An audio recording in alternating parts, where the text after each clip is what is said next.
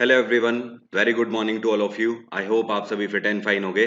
आज के इस वीडियो में हम लोग 27 सितंबर 2020 के करंट अफेयर कवर करेंगे। तो चलिए दिन की शुरुआत करते हैं आज के इंपॉर्टेंट करंट अफेयर के साथ। पहला क्वेश्चन है आज का, Mohamed Hussein Roble has become the new prime minister of which country. ये जो आपको पिक्चर में दिख रहे हैं, इनका नाम है मोहम्मद हुसैन रोबल। ये अभी हाल ही में कौन से देश के नए प्रधानमंत्री बने हैं? तो हुसैन रोबल नए प्रधानमंत्री बने हैं सोमालिया के। सोमालिया की कैपिटल है मोगादिशु। और सोमालिया में करेंसी कौन सी चलती है? यहाँ चलता है सोमालियन सीलिंग। वैसे यहाँ पर डॉलर भी चलता है, लेकिन ध्यान रखिएगा, आपसे जब भी सोमालिया की करेंसी पूछता है तो सीलिंग के लिए ही आपसे पूछेगा। लीबिया की कैपिटल है त्रिपोली, घाना की कैपिटल है अक्र और ईरान की कैपिटल है तेहरान। एक चीज और ध्यान रखिएगा, मोहम्मद हुसैन रोबल को अपॉइंट किसने किया है? इनको अपॉइंट किया है सोमालिया के प्रेसिडेंट ने। और सोमालिया में इस टाइम पे राष्ट्रपति कौन है? ये प्रधानमंत्री बने हैं ना, तो राष्ट्रपति कौन है सोमालिया में? इनका नाम है मोहम्मद अब्दुल्लाही मोहम्मद। क्या नाम है? Mohamed Abdullahi Mohamed. ठीक है। अगला क्वेश्चन है, we have observed international day for total elimination of nuclear weapons on which date. अभी हाल ही में हम लोगों ने अंतरराष्ट्रीय दिवस मनाया है total elimination of nuclear weapons के लिए। इस दिन को इसलिए मनाया जाता है कि पूरे वर्ल्ड में हर एक देश से ये दूसरा देश अपील करता है इस दिन कि जितने भी न्यूक्लियर वेपन्स हैं उन सभी को हम लोग डिस्ट्रॉय कर दें। ये टाइम है न्यूक्लियर वेपन्स को एलिमिनेट करने का, क्योंकि न्यूक्लियर वेपन्स सिर्फ और सिर्फ डिजास्टर ला सकते हैं, ये कुछ भी डेवलप नहीं कर सकते। तो न्यूक्लियर वेपन्स को हमें खत्म करना है, अगर हैं भी तो उनको डीएक्टिवेट करके रखना है। इस वजह से ये दिवस मनाया जाता है। ये दिवस किस दिन मनाया गया? ये कल के दिन मनाया गया, 26 सितंबर को। Second one is the correct answer. अगला क्वेश्चन है योयो टेस्ट। ये काफी इंपॉर्टेंट क्वेश्चन है, ध्यान रखना। आपसे क्या कह रहा है? योयो टेस्ट इस टाइम पर न्यूज में चल रहा है। It is associated with which of the following. Yoyo test ये जो है, ये फिटनेस टेस्ट है एक तरीके का। और ये न्यूज में अभी क्यों चल रहा है? क्योंकि मैंने आपको पिछले वीडियो में बताया था कि फिट इंडिया कैंपेन की पहली एनिवर्सरी अभी हाल ही में मनाई गई है और प्रधानमंत्री नरेंद्र मोदी ने पूरे देश को संबोधित किया। उस टाइम पर प्रधानमंत्री नरेंद्र मोदी की विराट कोहली के साथ बात हुई और योयो टेस्ट के ऊपर बात हुई। तो ये एक तरीके का फिटनेस टेस्ट है। ये किस तरीके का फिटनेस टेस्ट है ये मैं यहां पर आपको समझा देता हूं। इसमें एक रेंज होती है 20 मीटर की। यहां पर खिलाड़ियों को भागना होता है इस रेंज से लेकर यहां तक। ये एक तरीके से आप बोल सकते हो स्प्रिंट होती है। स्प्रिंट और रनिंग में डिफरेंस क्या होता है? रनिंग एक एवरेज स्पीड या माइल्ड स्पीड आप बोल सकते हो, लेकिन स्प्रिंट का मतलब होता है पूरी ताकत से आपको भागना है यहां से यहां तक, और फिर यहां से आपको टर्न अराउंड होना है, फिर यहां तक आना है, फिर यहां से भागना है, यहां तक जाना है, इस तरीके से। ओके, तो एक पर्टिकुलर मार्क बना दिया जाता है 20 मीटर का। This is called yoyo test. ये आपकी इम्यूनिटी भी चेक करता है, ये आपकी फिटनेस भी चेक करता है। एक चीज और ध्यान रखिएगा, ये बेसिकली एक मार्क्ड ट्रैक होता है जो कि एक पर्टिकुलर टाइम में आपको पूरा करना होता है। एक पर्टिकुलर टाइम में आपको एक पर्टिकुलर नंबर ऑफ स्प्रिंट्स को कंप्लीट करना होता है। यहां पर बीप के साथ आपको तुरंत मुड़ना होता है। मतलब कहने का कि इस पिक्चर में आप देख सकते हो, ये जितने भी खिलाड़ी योयो टेस्ट यहां पर दे रहे हैं, तो आप देख सकते हो इस रेंज से यहां तक आ रहे हैं, फिर यहां से इधर जाएंगे। तो यहां पर जो कोच है, कोच के हाथ में तुरंत वॉच है, तो ये जैसे ही यहां पर आके रुकेंगे, कोच तुरंत एक बीप वॉच को यहां पर बजाएगा, तुरंत ये भागेंगे। हो सकता है यहां पर कोच फिर से पॉज दे दे।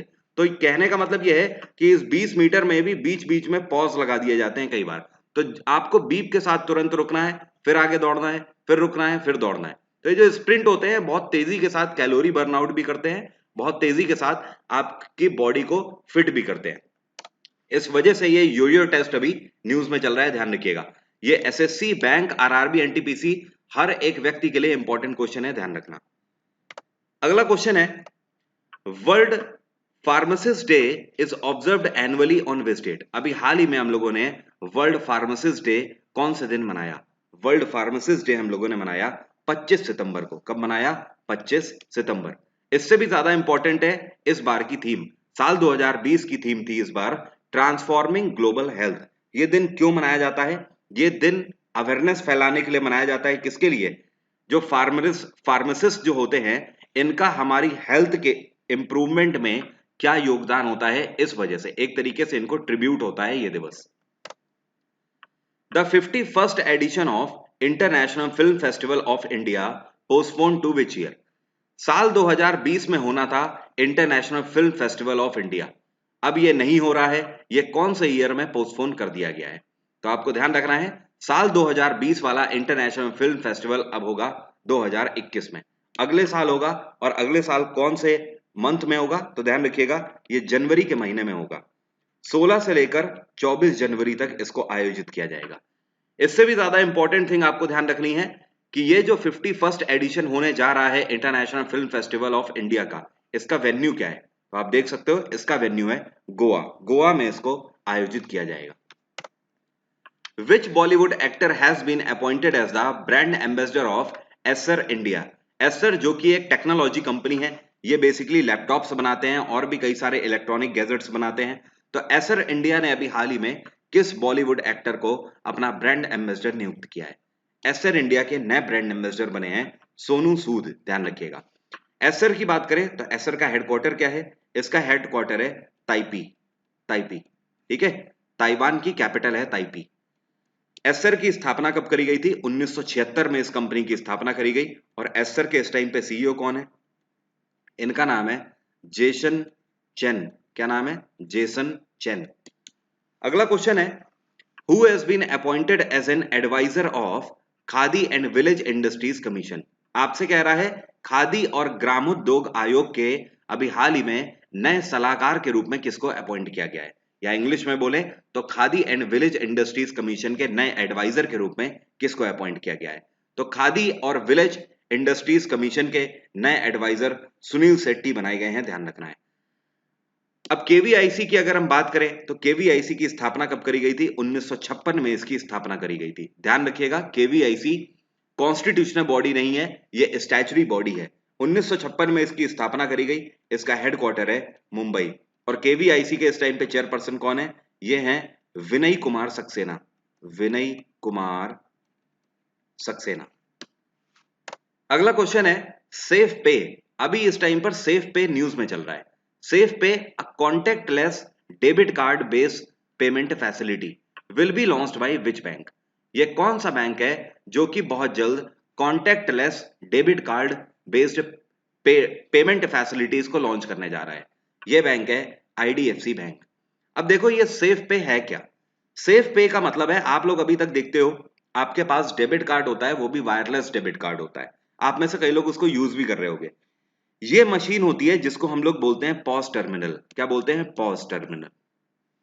पॉस का यहां पर मतलब होता है पॉइंट ऑफ सेल, जिसमें आप कार्ड स्वाइप करके पेमेंट करते हो या फिर आप वायरलेस तरीके से भी पेमेंट कर देते हो। लेकिन अब आपको यहां पर कार्ड की भी जरूरत नहीं पड़ेगी। सेफ पे आईडीएफसी बैंक का एक प्रोडक्ट है। आपको क्या करना है? आईडीएफसी बैंक का सेफ पे एप्लीकेशन डाउनलोड करना है, इसको अपने अकाउंट से आपको लिंक करना है। और जैसे ही आप इसको लिंक करोगे तो आपको डेबिट कार्ड कैरी करने की भी जरूरत नहीं है। आप अपने फोन से सिर्फ स्कैन कर दोगे इस पॉस टर्मिनल को। जैसे ही आप अपने फोन से इसको स्कैन करोगे, आप पेमेंट कर दोगे। बात आ रही समझ? तो कहने का मतलब अब आपको पेमेंट करने के लिए कार्ड की जरूरत नहीं पड़ेगी। सेफ पे के थ्रू आप इस तरीके से केवल मोबाइल इस मशीन के ऊपर लेकर आइए, आपका पेमेंट हो जाएगा। एक चीज और, एक दिन में सेफ पे के द्वारा कितना पेमेंट का भुगतान आप कर सकते हो? ध्यान रखिएगा, एक दिन में मैक्सिमम 20,000 रुपए का आप भुगतान कर सकते हो।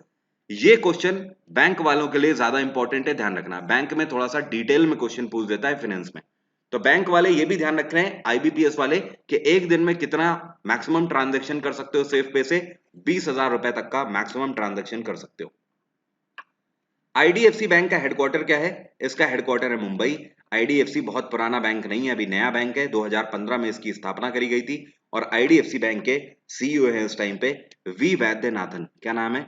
वी वैद्यनाथन। अगला क्वेश्चन है, रिसेंटली अ मैरीटाइम एक्सरसाइज जिसका नाम है JIMEX 2020 has been started between which two countries? आपसे कह रहा है अभी हाल ही में एक नेवल एक्सरसाइज या मैरीटाइम एक्सरसाइज की शुरुआत करी गई जिसका नाम है जिमेक्स 2020। इसकी शुरुआत कौन से दो देशों के बीच करी गई? ध्यान रखना है, जिमेक्स में जे फॉर है जापान और आई फॉर है इंडिया। तो जापान इंडिया मैरीटाइम एक्सरसाइज, इसका पूरा यहां पर एक्रोनिम है। तो आपको ध्यान रखना है, जिमेक्स 2020 किसके बीच में हो रही है? ये हो रही है भारत और जापान के बीच में। अभी 26 सितंबर को इसकी शुरुआत करी गई है, कल के दिन। ये एक्सरसाइज कहां पर हो रही है, तो ध्यान रखना, ये एक्सरसाइज अरेबियन ओशियन में हो रही है। अरेबियन ओशियन किस तरफ हो रही है, ये नॉर्थ अरेबियन ओशियन की तरफ हो रही है। मतलब आप ऐसे देख सकते हो, ये है भारत, तो वेस्ट ये आपका अरेबियन ओशियन है, तो यहां पर ये इधर यूएई, इधर पाकिस्तान, तो इधर यहां पर कहीं हो रही है somewhere in north Arabian ocean. यहां पर हो रही है जिमेक्स 2020 भारत और जापान के बीच में। भारत की कैपिटल आपको पता ही है नई दिल्ली, जापान की टोक्यो, चाइना की बीजिंग, बांग्लादेश की ढाका, इंडोनेशिया की जकार्ता। यहां पर एक चीज आप और ध्यान रखना, ये जो जिमेक्स 2020 है कितने दिन के लिए हो रही है, ये 3 डेज नेवल एक्सरसाइज है भारत और जापान के बीच में। पहली बार जिमेक्स 2020 2000 जिमेक्स 2020 नहीं, माफ करिएगा, पहली बार मेरा कहने का मतलब है जिमेक्स कब हुई थी, ये 2012 में हुई थी जिमेक्स पहली बार। अगला क्वेश्चन है, India first ever centre for disability sports will be set up in which state of India. आपसे कह रहा है भारत में पहली बार सेंटर फॉर डिसेबिलिटी स्पोर्ट्स, एक ऐसा स्पोर्ट्स सेंटर जो कि डिसेबल्स के लिए बनाया जा रहा है, will be set up in which state of India. तो भारत के कौन से राज्य में पहली बार ऐसा स्पोर्ट्स सेंटर की स्थापना करी जा रही है जहां पर डिसेबल्स को एक्सप्लोर किया जाएगा। तो भारत में पहली बार मध्य प्रदेश में इसकी स्थापना करी जा रही है। मध्य प्रदेश में कौन से डिस्ट्रिक्ट में स्थापना करी जा रही है, ध्यान रखिएगा, ग्वालियर में इसकी स्थापना करी जाएगी। मध्य प्रदेश में शिवराज सिंह चौहान की सरकार है, गवर्नर है यहां पर आनंदीबेन पटेल। हिमाचल प्रदेश में जयराम ठाकुर की सरकार है, गवर्नर हैं बंदारू दत्तात्रेय। तमिलनाडु में ईके पलानी स्वामी की सरकार है, गवर्नर है यहां पर बनवारी लाल पुरोहित। और उड़ीसा में नवीन पटनायक की सरकार है और गवर्नर है यहां पर गणेशी लाल। वीडियो से कुछ भी सीखने को मिल रहा है तो आप लोग वीडियो जरूर लाइक करें। Which state government has announced a grant of ₹50,000 to each Durga Puja committee. Question का मतलब हिंदी में समझो क्या बोल रहा है।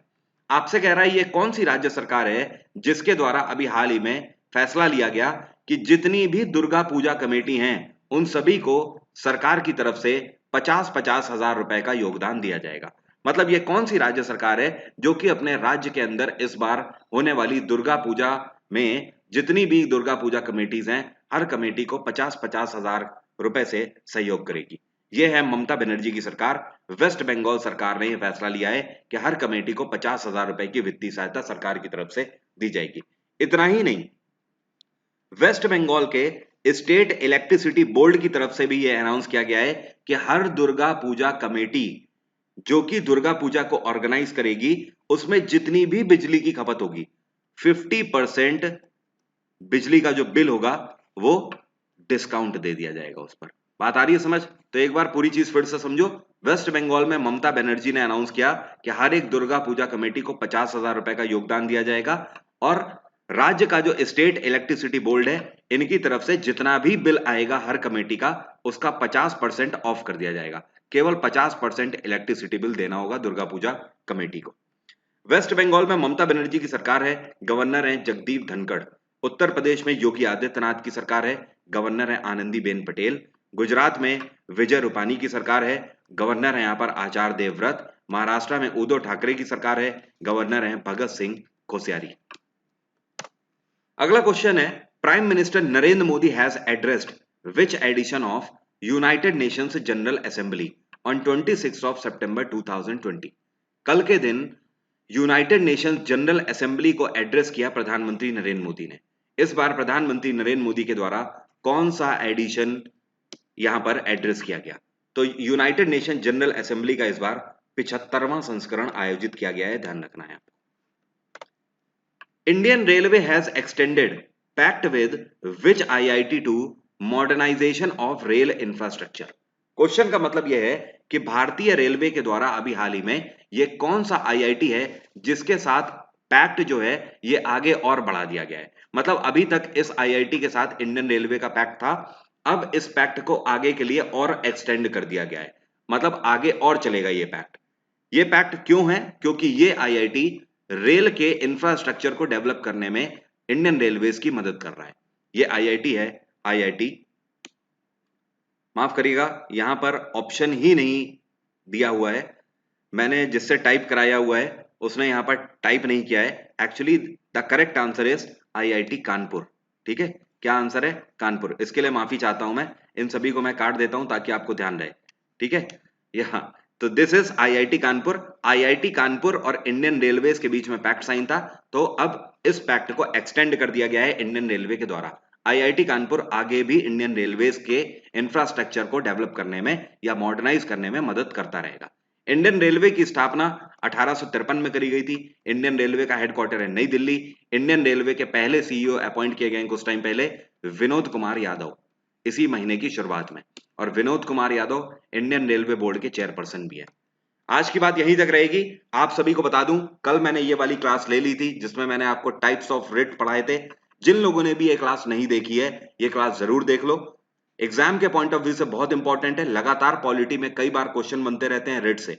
यहाँ पर मैंने हिंदी और इंग्लिश दोनों में आपको टाइप्स ऑफ रिट बताए हुए हैं, तो वीडियोस में जाइए और देख लीजिए टाइप्स ऑफ रिट का ये वीडियो। छोटा सा वीडियो है, जरूर देख लीजिए, बहुत इंपॉर्टेंट है आपके लिए। बहुत ही जल्द आपके लिए एक सरप्राइज वीडियो भी आर्टिकल का लेकर आने वाला हूं। सिर्फ एक वीडियो में पूरे आर्टिकल आपको समझाऊंगा, सिर्फ वही आर्टिकल जो कि पूछे जाते हैं आपसे।